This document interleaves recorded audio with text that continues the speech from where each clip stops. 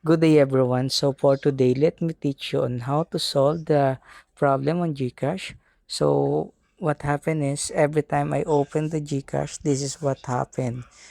So there is a message that occur on GCash and then eventually the GCash will crash. So let's read the message.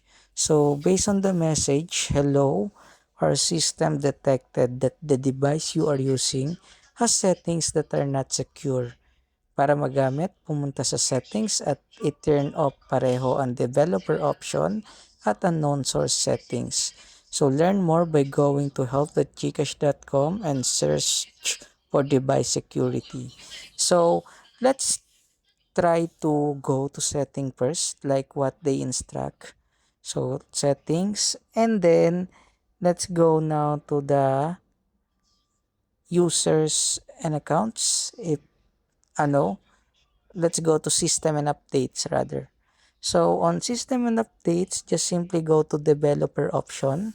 So as you can see, my developer option is enabled. So let's try to uh, turn off the developer options.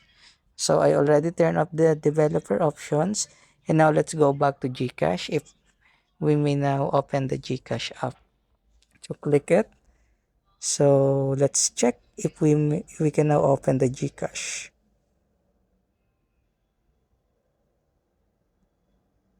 Okay, as you can see, it's already loading and there's no already an error message that occur. So meaning to say, we may now open the GCash app.